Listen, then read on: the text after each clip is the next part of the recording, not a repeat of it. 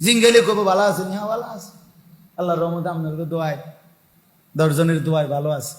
কিতা ভালো আছেন জিজ্ঞাবেন, চাচায় ভালো আছেন মানে কি? আল্লাহর রহমতে আপনার দোয়ায় তারা 3 জন বিদেশ, 3টা মাইয়া ছিল, তেনগা বিয়া দিয়া লাইছি, বাইতে একখান বিল্ডিং করছি, 4টা রুম, ভিতরে 2টা বাথরুম, বাথরুম দি উদ্দা টাইলস। আল্লাহু আকবার, কপাল চাচার কপাল। চাচা এখন ভিতরে মতে, টাইলসে মতে, আর উড়ানে যাওয়ান লাগে না। আর কি দুনিয়ায়, আর কি চাচা, আর সুবিধা কি আছে? আল্লাহর রহমতে রাস্তার লগে দিয়ে কদ্দুর জায়গা লইছি, ব্যাংকেও কদ্দুর টাকা রাখছি, আর কিটা করতাম কর না? এই জীবনে সবই তো এই আল্লাহ তো সবই দিল। এখন এখন খাইয়া পইরা ভালো আছে, বাজার সদাই করতেছে, ফাঙ্গাস, তেলাফিয়া, ধনিয়া পাতা, কাঁচামরিচ, খিরা, টমাটো, দুন্দুল, করলা, কক মুরগা, ফার্মের মুরগা, খালাস। আমি যদি বলি চাচা 3 ছেলে যে বিদেশ, ওরা নামাজ পড়ে তো? 3 ফুতের বউ পর্দা করে তো? ছেলে মেয়ে নাতি নাতনি সবাই আল্লাহর কোরআন পড়তে পারে তো? ঘরের সবাই ফজরের নামাজ পড়ে তো? 20 বছর ধরে যে আপনার ঘরে টেলিভিশন চলতেছে, প্রতিদিন আপনার বউ বাচ্চা নাচ গান নর্তকীর ছবি, জেনা ব্যভিচারের দৃশ্য দেখে, ও চাচা এটা আর বন্ধ হবে না কোনোদিন?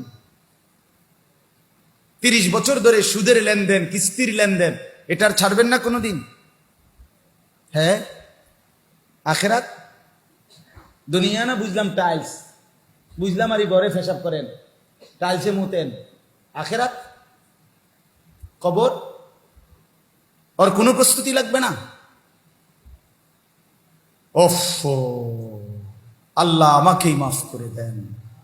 ইয়ালামুনা যাহিরাম মিনাল হায়াতিদ দুনিয়া ওয়া হুম আনিল আখিরাতি হুম গাফিলুন।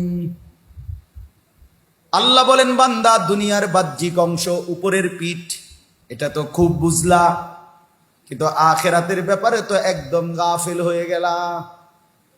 আমি প্রায় বলি বন্ধু, এই কাগজের যেমন এটা একটা পিঠ, এটাও তো একটা পিঠ।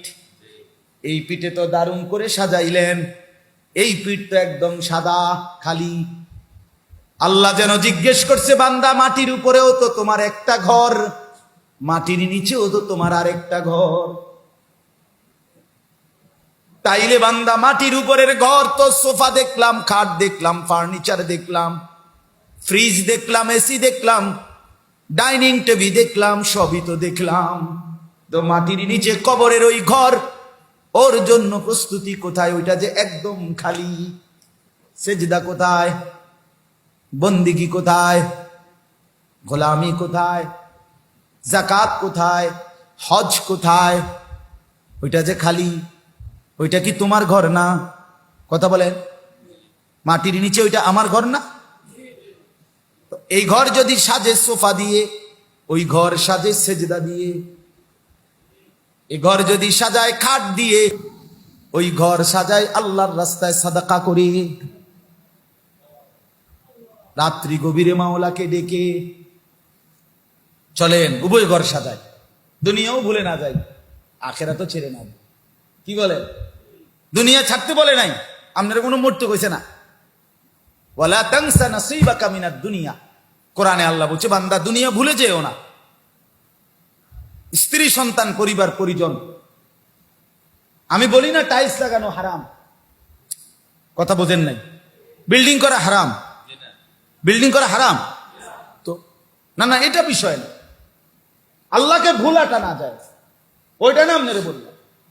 আপনারে তো দুনিয়া ছাড়তে বলি নাই মিয়া, আপনারে বলছি আপনি আল্লাহকে ভুলে গেলেন কেন?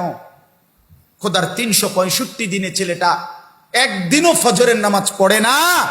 16 বছরের ছেলেটা মুসলমান, ওই বাপ তোমার ঘরে ঘুমায় কেমনে? তুমি বাচ্চা রইলা কেমনে? এই ফোলার মা কেডা, তার বাপ কেডা? আপনারা 2 জন মা বাপ বাচ্চা রইলেন কেমনে? এত বড় নাফরমান মুসলমানের ঘরে বছরের পর বছর, দিনের পর দিন একদিনও ফজরের নামাজ, 5 ওয়াক্ত নামাজ পড়ে না। এত বড় নিকৃষ্ট ডাকাত মুসলমানের ঘরে ঘুম যায় কেন? তার বাপ কই, তার মা কই? হ্যাঁ, এবার চোখে দেখে হেতে নামাজ পড়ে না, আল্লাহ নাই, খোদা নাই, খারাইয়া মুতে, বইয়া মুতে, সারাদিন মোবাইল টিপে। এই বেটা এই নাফরমানের জন্য সুদে টাকা নিয়া, কিস্তিতে টাকা নিয়ে আরে বিদেশ পাঠায়। কার লাগে এটা? কি তার জিগার না বেটা, তুই তো আল্লাহর দুশ্মন। যে সেজদা করে না সে আল্লাহর দুশ্মন না? যে সেজদা করে না সে রসুলের দুশ্মন না? তো আপনি কার লাগে কি করলেন? ওর আখেরাত শেষ করলেন, নিজের আখেরাত শেষ করলেন। সুদের টাকায়, কিস্তির টাকায় ওর আখেরাত বরবাদ করলেন না, নিজের আখেরাত বরবাদ করলেন না। আমার কথায় রাগ হইয়েন না। আর একবার না আসলে না আইলাম, আর একবারই কোনো, আর যদি কোনোদিন নাও আসি একবারই বললাম।